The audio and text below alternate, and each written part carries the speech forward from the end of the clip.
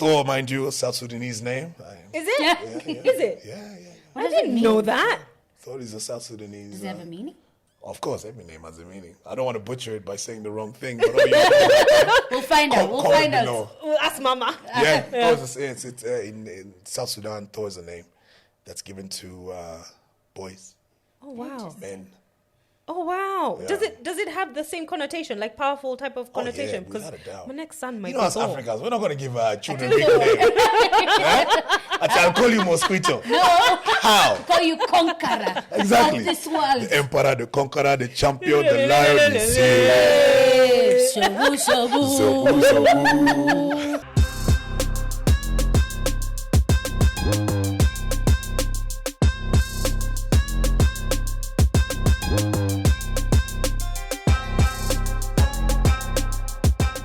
Hello, everyone. Welcome back to the Ages and Stages podcast. This is Ages and Stages podcast KE, where we talk about conversations that intersect between the journey through formal education and what we've learned through the school of life. And my name is Dee. I'm Things Dee Says on the socials. And I've got my co-host with me. The one, the the mainest. Beldina Kasema out here, and Beldina Kasema on all socials as well. Welcome. And what are we talking about, Dee, today? Who's this? Who's who? Right here. There's a figure somewhere. Is there someone next to you? Maybe. Yeah? Maybe. Yeah? Maybe. Yes. Chairman of the Tall, Dark and Handsome Association. Ooh! That is like the rival to the Bald Man Association. No, we are affiliated. Oh, you're affiliated. Yeah. Oh, we have the incredible Steve in the building. So I'll let him introduce himself. But basically, Steve is a talent powerhouse. He's a lawyer, an actor, international MC. Like, I don't even know if I'm doing it justice, but I'll let him introduce himself today. Welcome, Steve. Thank you so much for having me, Dee. You're welcome. Oh, so good to be here. Ages and Stages. I've been waiting for this for a long time. Ooh But la la. for those that don't know me, my name is Stephen Pitya Tongun, aka Top Gun or MC Top Gun, as you've probably seen me in some stages here and there. But as you said, doctor of entertainment. I was like, do you know, I wouldn't have been surprised if you said actual doctor. I wouldn't There's have like, been. everybody- I'd be like, but Are of you course. serious? We're always learning. Yeah. We're always learning. Yeah. It's in the process. Yeah. Yeah, we're waiting for that accreditation from the right university. Yeah. Who appreciates what we do. You see? But yeah, that being said, it's just good to be here and just amongst this amazing energy. Thank you. Love what you guys are doing. Thank you. Season finale, right? Yes. Save the best for last. Yeah, lucky last. Namaste. So I was really keen to have a conversation with Steve because the story of his life is something that I find extremely fascinating. Not only just as a friend because he's a friend, but also as you know, when you look at a friend from as a third party, like looking in, even if you didn't know them, and see how inspiring they are, how talented they are, how multifaceted they are, and you're just like, oh gosh, okay. What is it that, you know, how do you keep this going? How do you keep yourself going? How do you keep yourself motivated? And so today I wanted to talk about what age and stage you're in, because this is the Ages and Stages podcast. Yes. So, you know, I'll start. I'm at the age and stage where I'm twinkling a little human to sleep. It's a beautiful phase. Where somebody's son located me. And you were Snatched me off the streets. Captured. I was foundable, you know? But Founded. that's but like that's the age and stage I'm at. What age and stage are you at, Beldy, now? Well, I'm at the age and stage where I really do know myself, and I think I've discovered who I am. I'm coming into I'd say my greatness, my energy, into my everything that I'm all about. And one of the things that I'm just continuously working on myself. Yeah. I am still looking to be found. Please find me right here. The Wi-Fi signal is on. Yes, please. Yeah. And please know yourself, yeah? Yeah, definitely. Yeah. And what age and stage are you? Yeah. What age and stage am I in? Yeah. I think I am in, like both of you, I'm in a good stage where I think you finally know yourself. Knowledge of thyself is paramount at this very stage. Yeah.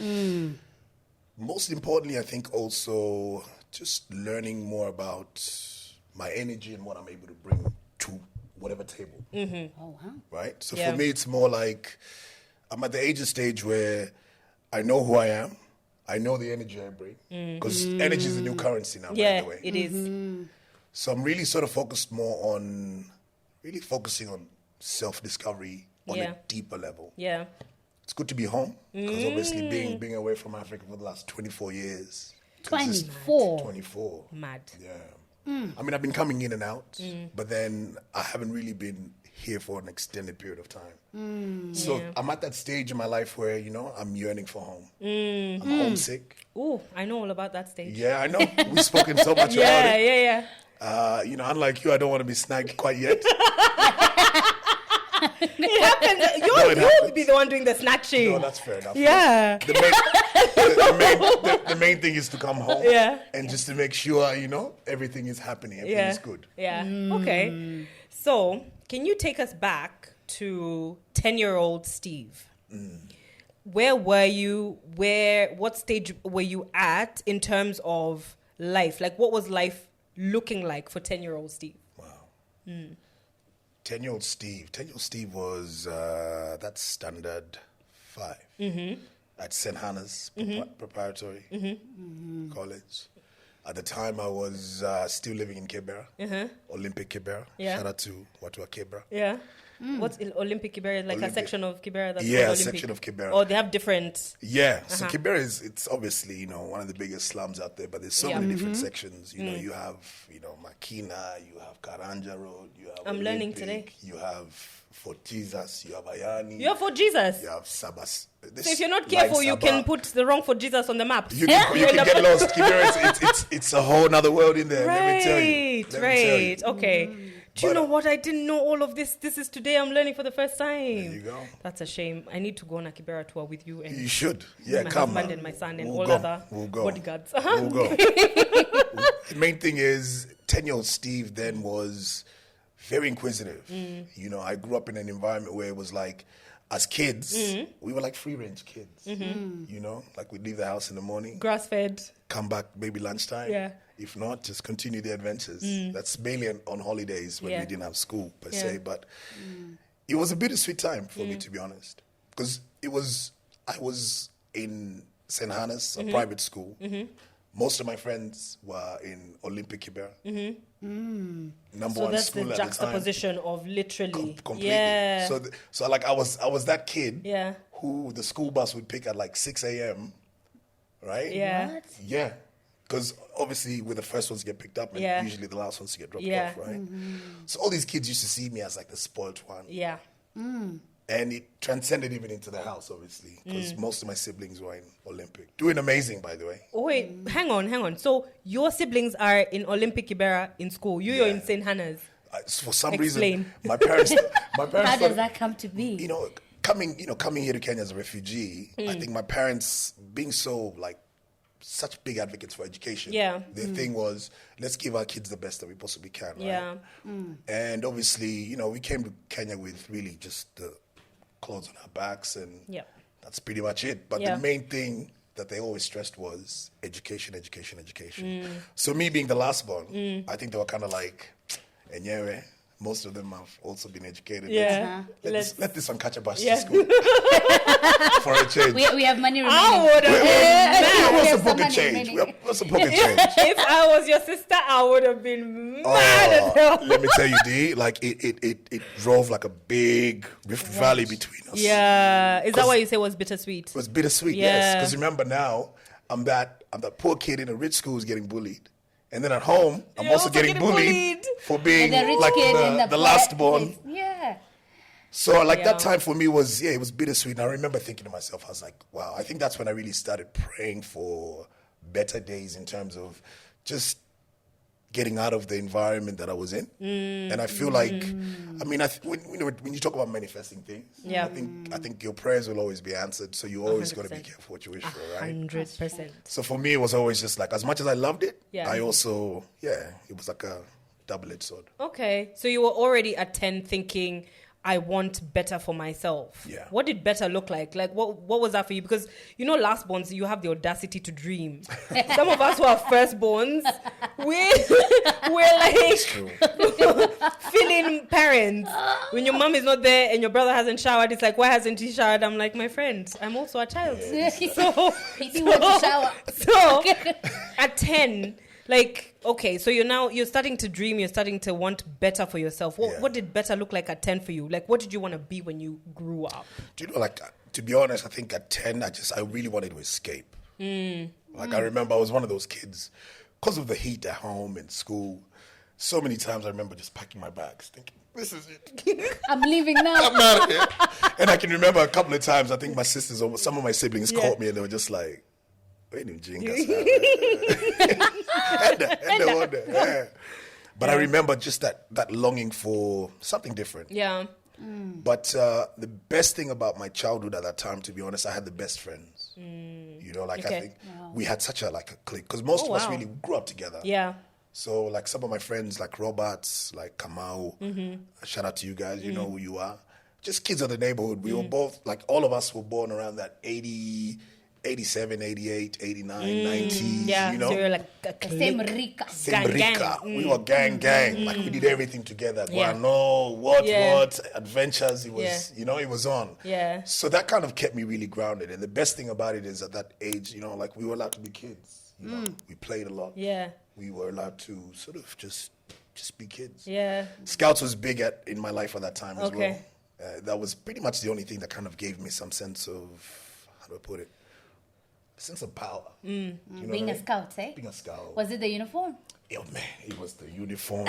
The saluting. It was the because my job I was like the commander. So the assemblies. That was me. That's when it all started. Yeah. At ease. Yes. Attention. Yeah, exactly. Raising the flag. So that really gave me like a great sense of pride.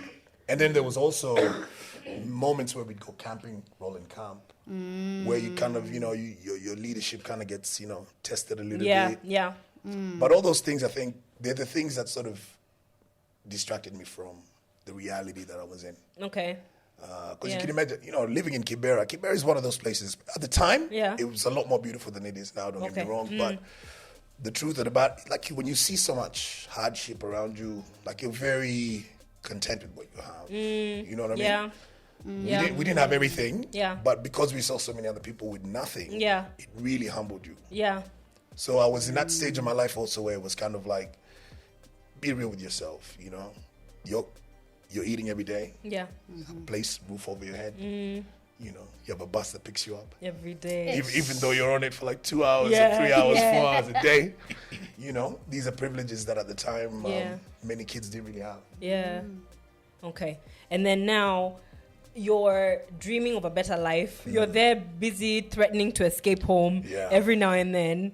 Now, when you finally left home, where did you go? Like when you finally, at what stage was that? Was that after high school? Was that at what stage did you leave home? And what dreams were you pursuing? Like when you were thinking, I want to pursue my dream to be a blah, all of us. Like for me, when I was young, it was to be a singer.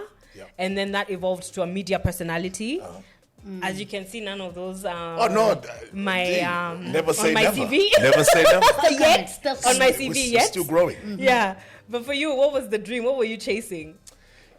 I think at the time, the main thing I was really I was just trying to survive. Okay. Because that time was so stressful, man. That 844 system at that time was no joke. Like we would carry like the same weight as pretty much half our body weight on our backs because all the subjects we were doing. Yeah, you remember? Yeah, I remember. Only 7 or 8. I remember. Arts and craft, CRE, math, science, home sciences, geography, history, what? Yeah. And as much as I loved studying and education, not all of that stuff was my cup of tea. Yeah. Remember, I was one of those kids who remember they used to put you in like 4 categories. So in St. Hannah's, they had the smart class, the intermediate, intermediate, and then the others. The last half that made the first half possible. There you go. So it was basically like very nice. Between 1 to 200. Yeah. So I used to like reside around the 30 to like Yeah. 40. Yeah. Sometimes A 50, comfortable depending on yeah. how stressed I was. Yeah. But not too far up, not too far down. I just made sure I never went to the the other bottom, classes, yeah. you know? Yeah, like intermediate 2. Yeah. And mind you, like, It's so crazy how they used to, like distinguish or segregate based on stupidity. It's like, and mind you, at the time Yeah. also, like, depending on who you are, because you had those kids who were always number 1, 2, Yes. 3, 4. That's me. You know? We were always just clapping for you That was- people. yeah. That's why I've developed such a good applause. That's a good one. That was us, right? But for me, it was like I was trying to sort of just survive in that. Yeah. Because to me, education was, yes, it was important, but I just wanted to be a kid. Yeah. You know, I loved sport. I was there in terms of athletics, football. That was me. I was that scout kid. I wasn't stupid, but I didn't necessarily put everything All your effort. Yeah. in education Yeah. or in my studies. Yeah. You know what I mean? Yeah. And I think one of the problems about that system is it kind of reminded you like where you are consistently. Because Yeah. teachers would always be like, yeah, you're just The teaching. teachers, oh my God. They were brutal, I swear, man. now when I look back, I'm just like, guy, they were brutal. Rough, They really let were me tell you. brutal. Rough. Yeah. So, like, did you have that pressure? You know how African parents are usually like, you have a menu of professions you can choose from, right? And so, with your studies, did you have that pressure to perform so that you can fit into a certain profession, or did you have the freedom to choose what you wanted to do when you wanted to do it? I dare say we had the freedom, but then at the same time, you know, my father is a med school guy. He's a doctor, so for him, I guess if you're not really following the family tree, Yeah. you've diverted. What are you doing? What are you doing with yourself? Yeah. Why are you wasting my money? Yeah. But no, I think I was fortunate to have parents also who were open to even self-discovery in a sense. My parents were always and have been supportive from the get-go, Yeah. to be honest. I mean, to be able to sort of pluck me from, you know, the Olympic sort of situation to Yeah. St. Hannah's, I think they Yeah. always wanted the best for me. And so for me, I've always taken that with, you know, utmost respect and humility. Because I know it wasn't easy for them to, you know, continuously make that school fees. Because it would have just been easy to just be like, hey, where? And also, Yeah. and in a way, in a sense, I think it would have also maybe shielded me and protected me from life. Yeah. Because I had all my siblings there. Oh, yeah, true. So it was, you know, it's like... Yeah, you don't have to forge your own path. It's No, already forged for you. It's forged for Yeah. you. So, in a sense, I Yeah. think it was a blessing in disguise at the time. And something that I really treasure now because it just taught me also how to be resilient, you know, how to keep fighting for, I guess, justice. I think that's when my sense of justice actually really started. Just seeing, like, just the bullying and all that. I think it imprinted something in me that was like, you know, I don't like this feeling for others. Yeah. And I want to be an element of change. Yeah. So when the time came, I guess that's why I gravitated towards law. Yeah. That's why for me, I think talking and advocating for people is much easier than perhaps maybe Even operating yes. surgery or Yeah. drawing blood. Okay. I'm a bit squirmish. I don't know about you guys. I'm actually not squeamish. Are you I'm not? I'm not. The only thing I don't like is throwing up. Both myself or hearing or seeing people throw up. That's the only thing that will turn my stomach. Fair enough. But like blood, organs, I'm okay. I'm hella squeamish. My God, I wouldn't even. The other day, my Yeah. niece had to get her tooth out. Yeah. My God, Tooth? she was like, yeah, she was shaking it. I was like, Hey, I did not give birth to you. I did not. Where is your mother? Please, let's find her. Please. No, those things- This is not for me. Not you know even. these kids are smart these days because they know they've heard of the tooth fairy. Yeah. So they'll be like wobbling all over. Yeah. They're like, I want some money. I want some money. I want some money. But then it's Economy's also. bad. She also Cost of living. Remove your teeth. I know. She's also in her head. She's also thinking that it makes me like how I react is making her so very happy. Yes. So she's 4 and she's Oh, just so she shaking keep her doing teeth. it. I'm like, my God. I was like, where's your mother? May I find a dentist? Yo, man, I was squeamish. I was not meant to be a doctor. Not No, meant to be a doctor. I'm actually not. For me, my parents told me since I was born that I'm a doctor. I just didn't like sciences. Yeah. That's why I didn't end up doing that. But I'm not that squeamish. But like, okay, so at what point did you then move to Australia? What age are you? When is it a decision from your family? How did that come about? The decision from now Kibera to Australia. So at the time, we were living in Kibera. So remember, we came here in the late 80s. I was born in 88, and pretty much 6 months after I was born, Yeah. when the civil war really sort of hit South Sudan, we moved here. Yeah. So we came here. We lived here for the most part of it. I mean, between 89 and 2000, this was home. Wow. My dad lived in Kampala as well. At the time, as a refugee, you couldn't really work here in Kenya. So at some point in between the 90s, you know, he thought the best decision for him to do was to go to Uganda. And also, he was also doing a lot of stuff in terms of the New Sudan Liberation Movement, that sort of stuff at the time. But for us, we've always had, home has always been, I mean, South Sudan is home, or Sudan at the time as it was. Kenya's always been home, and Uganda is also home. Okay. Right, so in our summer holidays, we'd go to Uganda, spend time there with Dad. And really that ideology sort of, I think it's that African in me. Like, it's like, you know, like, I feel like I'm not so much one thing. Yeah. I'm a combination of so much. A lot of things. Right? Because everything has sort of played a part, especially when you're so young. You know, you're so easily influenced. And so at the age of 12 is when, so during the time, obviously as a refugee, you're allowed to apply for certain visas, humanitarian visas. Yeah. And the options are really, you have the US, you have Canada, some of the Scandinavian countries at the time, like Norway, Denmark, all that sort of stuff. Those countries were basically giving the opportunities for South Sudanese specifically to move there. Okay. So we had to apply like everyone else. Yeah. And lucky for us, Australia was one of the places that basically came in the radar. Yeah. My cousin at the time had a brother in Australia. And we were very fortunate enough to have a gentleman by the name of Reverend Nick Kerr, who came to Africa to sort of do a story about refugees, specifically South Sudanese ones. Wow. Yeah, so this is back in, actually I met him when I was 10, so 1998. But he really sort of helped our family in terms, and many other families as well, just go through the process of going through the humanitarian visa, going through your health checks, and then being able to sort of make the move to fly to Australia. Yeah. And for me, that was like, remember that 10-year-old kid of mine that wanted to escape? Yeah. It was like, Here we go. Here is the ticket. It's like, here it is. the price of Bye-bye, an answer. goodbye. Did you move, the whole family move together? Yeah. Okay. Majority of the family moved at the time. I had a brother in Italy studying. Yeah. But most of us, we all packed up. So you're on a flight. You've left Kibera. Yeah. Where do you land in Australia? We landed in Melbourne. Woo! Melbourne. Cold Melbourne. Cold Victoria. metropolitan Melbourne. What is going through your mind I feel it. when you're, because Melbourne for me is such a grey city, grey buildings, grey roads. It's so Is it? grey. Never been. It feels grey. The sky is grey, like it's a cold city. So I just remember feeling Melbourne is very grey. There's a lot of grey. So that's the visual that I have of Melbourne. So at 12, what visual do you have when you've just landed in Melbourne? I had to take a sip of this tea. Melbourne. The first memory I remember is the cold. The cold. Because remember, so for us, we left here thinking Australia it's a cold place, but we've never really experienced winter. Yeah. For the majority of us anyway. Yeah. That's true. So most of our clothes, back then, we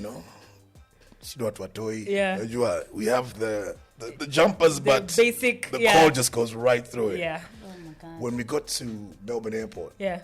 man. Never felt anything. When the doors open. For me, it's when the doors open. But the good thing is, I think we had each other, which made things, I guess, more bearable. Because at least you're not You're not the only one alone. sort of Yeah. going through it.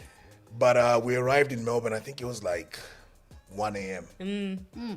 And we literally had to be at the airport until the morning so that we could get our connecting flight to Adelaide.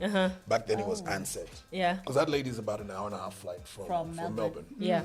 So we still hadn't quite made it to our destination. But You're in Australia. we're in Australia. Tumefika. Land of the majuu kangaroos. sasa. Majuu. Nachikimata kila mali. And for me at that age, I think everything was massive. Yeah. It's bigger. Yeah. I can imagine. So I remember just thinking like, wow, this is the new beginning, new chapter for all of us. But same thing as well. I think one good thing I credit my upbringing is the fact that my parents were always the kind of people that would be very resilient in terms of it didn't matter where we were, as long as we were together, they were good. Major key. Like, that's something I really, really find important. Yeah. When you can go through things together as a family unit. It's also important to go through things through life. The resilience comes from now being alone, because for me, the resilience came from being by myself in Australia without family members, and I'm just like, oh damn. And that's a whole other kettle of fish in itself too, to be honest. You know, because at least for us, we're sheltered. You know, having parents there, you know, they kind of help you navigate through the beginning stages. You know, the settling in, the social. Sure. In fact, even for us, although we didn't have like our support was basically the church and a few family members and a few of the African communities that were there. And mind you, there wasn't that many Africans at that time. Especially in Adelaide. Not in Adelaide, I mean, you could fit all the Africans in one house back then.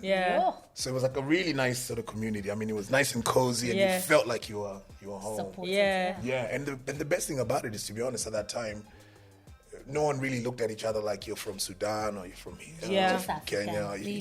You're African, and so that's it. You know, because all of you are going through the struggle together. Whether it's looking for jobs, whether it's discrimination or racism, we're all going through the struggle together. Okay, so now you've taken the flight. You're now in Adelaide. You're basically about to start your life, right, afresh. So, like, because I've lived abroad. I've been in Australia. I've been in Adelaide. I know the process of trying to, you know, assimilate to a different culture, a different environment, but not when I'm 12. I went when I was 19, and I thought that was young. So at 12, the way that I see it is like two-sided. It's like, okay, it's almost like a blank slate. You can be whoever you want to be, or it's like, oh, damn, I'm too different.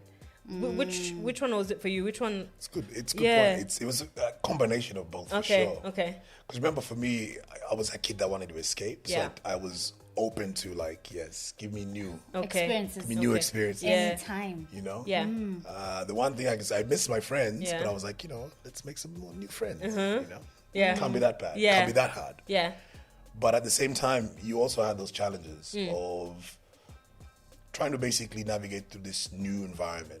One of the things that hit me firstly was the fact that school was completely different to what I thought school was. Oh, you know? How do you mean? So remember, I'd come from St. Hannah's, where, like I said, you know, 20 kilo bags. All your textbooks. You know? And you arrive in Australia, it's like a completely, almost like a laissez-faire system compared to what we had here, right? There you had, so I arrived in year 7. So at the time, high school started in year 8. Now I think now it's year 7. But back then, I was in that sort of like final year of primary school. And firstly, I just thought, thank the Lord, I dodged KCPE. KCPE. Yo. Clearly, you're thinking about I know, because everyone's been debating about what number they're going to get. Like index 1, index 1, index 2. For me, I'm like, I'm index nada. I am missing. I bailed. But then the challenge also was finding a new school for us over there. Because what they did was, back then, if you came in a humanitarian visa, normally, depending on your English and what sort of education level you had, you had to go through an Adelaide Secondary School of English, just so at least you could get acquainted with the language, the culture, and then from there you go into the mainstream schools. So we arrived in Australia, and one of the good things at the time, being affiliated or having people within the church, as you know, the Catholic Church has a lot of schools.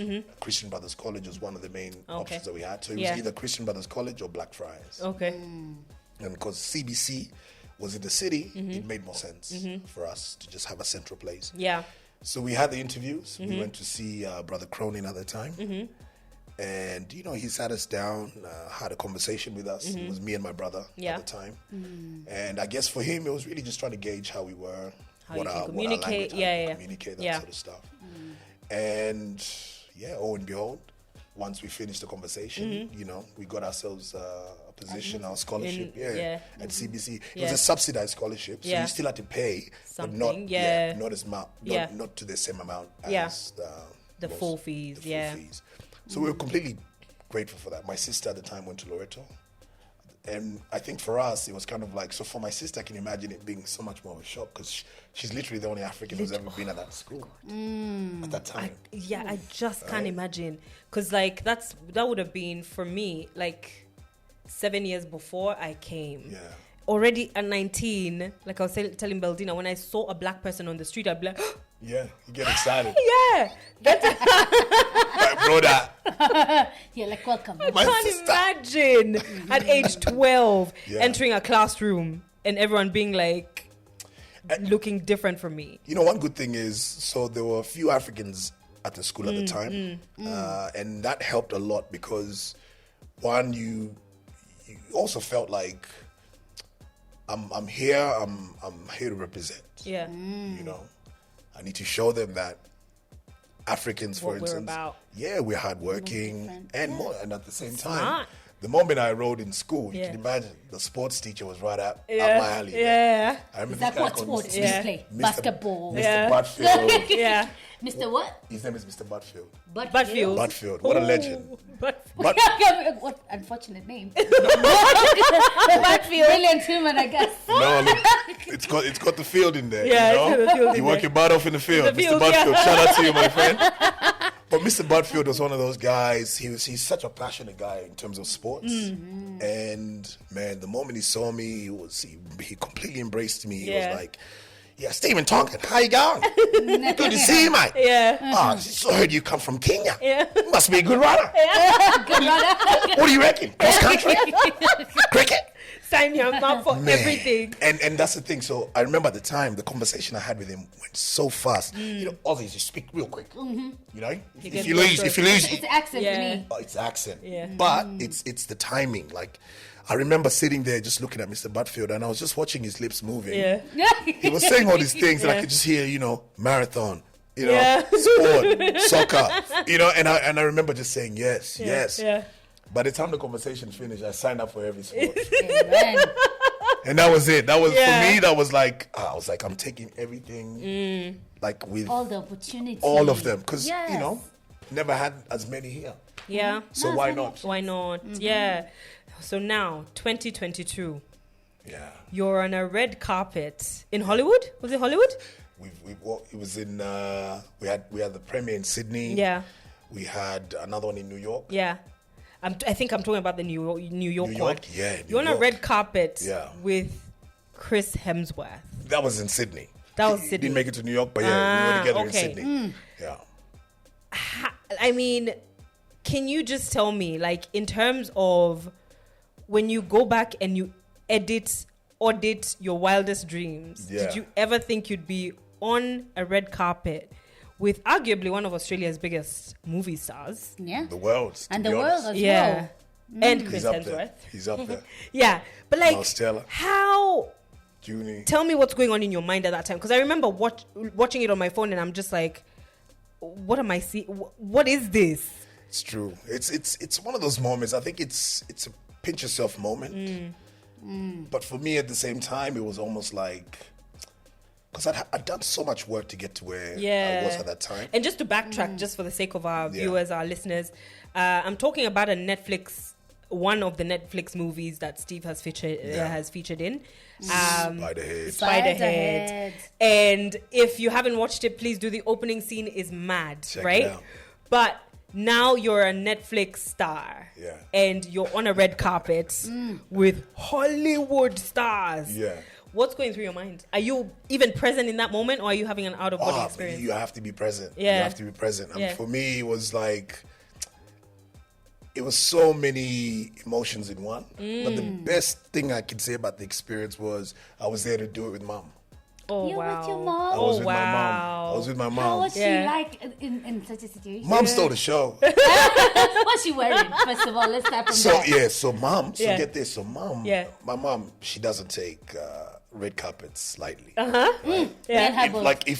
If it's, she takes church seriously. Yeah. So you can imagine a red I carpet. can imagine, because African women and church, that's where Sunday best comes from. So Yeah. now imagine a red carpet. So a couple of couple of days You need to before. give us a photo to put on the. Oh, whatever. yeah, for sure. Yes. There's plenty to go Yeah. around. But yeah, so a couple of days beforehand, so even I'm still struggling as to what I'm going to wear. Because I know I have the premiere in Sydney, and then I know I have to be in New York as well. So mom's like, by the way, what are you wearing? So I'm like, actually, the question is, what are you wearing? Yeah. Because let me just gauge from your outfit. What you Yeah. yes. So my mom, at the time, we went to see my mom's tailor. Yeah. Based in Salisbury. Right? This is in Adelaide. This is in Adelaide. And the guy had I think 3 outfits. So mom had chosen like a one with like a long sleeve sort of blue. She had another lovely sort of African print. It was a bit more red and a bit of white. But she had some options.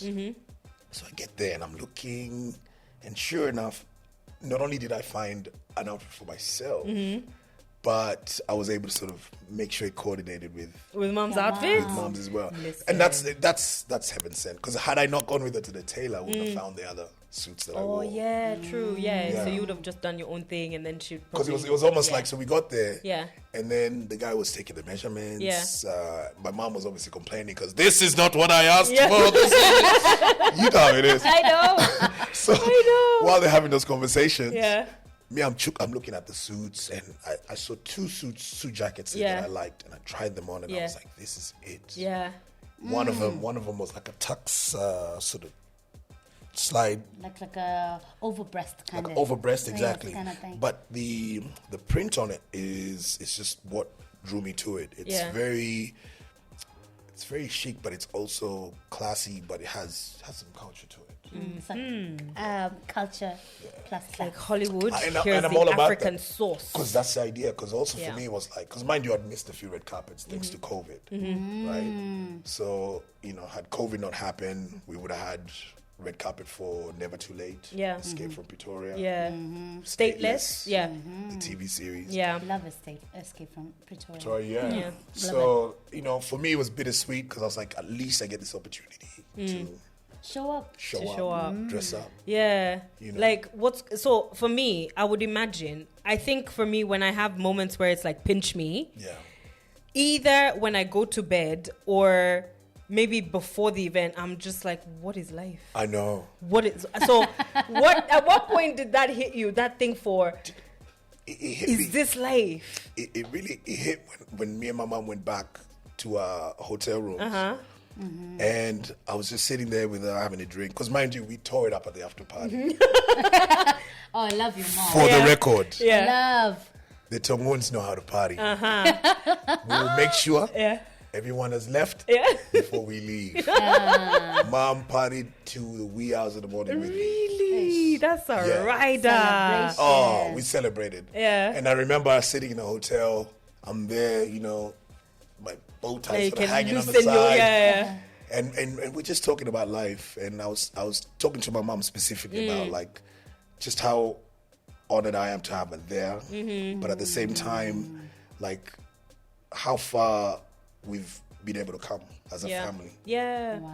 And so for me, those are the pinch me moments. Yeah. Just sitting there with mom and mind you, at the same time, like for me, sometimes you kind of feel like, okay, this is probably a dream that I've had. But when you see somebody else who is experiencing the same feeling, but then for them it's also a lot more magnified, it makes you feel really good. Yeah. So yeah.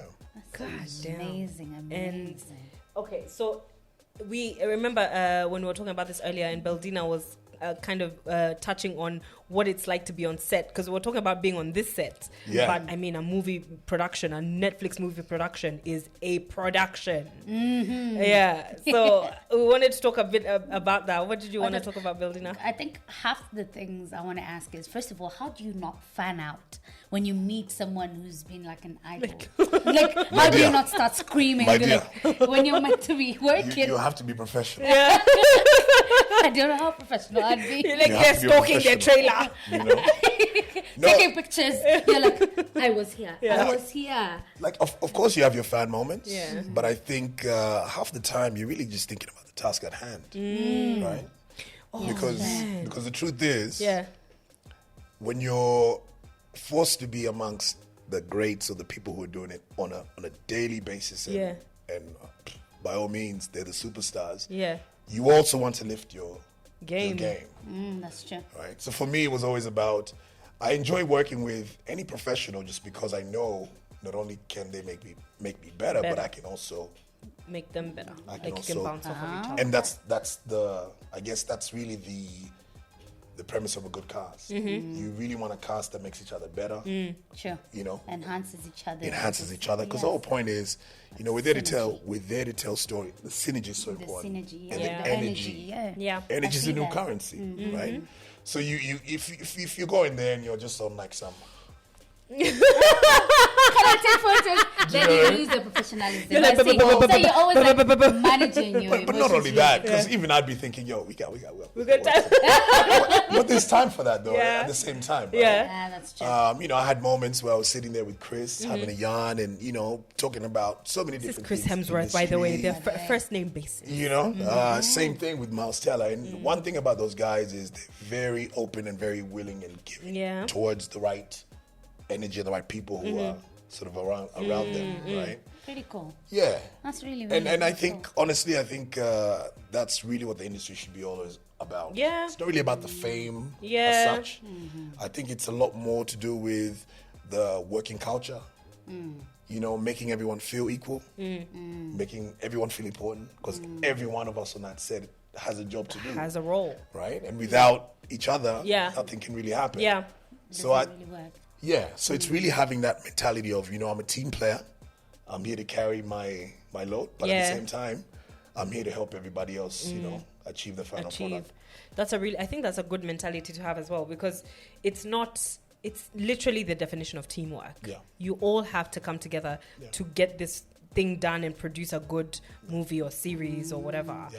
And you know, like, what's the auditioning process like for something like that? Like, you know, when someone is sitting thinking, I want to be a movie star, sometimes you're like, ha ha ha ha, yeah, okay, yeah, cool, cute. Especially from But Kenyans, literally, so yeah. kids, they're like, But like- I'm going to be on. But that's the thing I'm "That's saying. going to be These a things long are process." they're tangible, actual, real dreams. Yeah. You know, and you've achieved some of your dreams. You know, and I can only assume the magnitude of the dreams that you had, because I feel like everything we achieve in life was a seed planted somewhere. Very you know, so it's a dream you had somewhere, and maybe it went in the back seat. Maybe you did it on a smaller scale. Maybe you did it, you know, but it's a seed that was planted at some point in your life. So like when you're on that stage, in front of those cameras, in front of those I guess people, actors and things like that, is it a situation where you're just like, okay, like you're auditioning now, you're just like, I'm in the room, I want to audition for this role. How did you get over, because there's a lot of imposter syndrome, there's a lot of, I've never done this before, you're green in the industry. Tell me what was your mindset like at that point?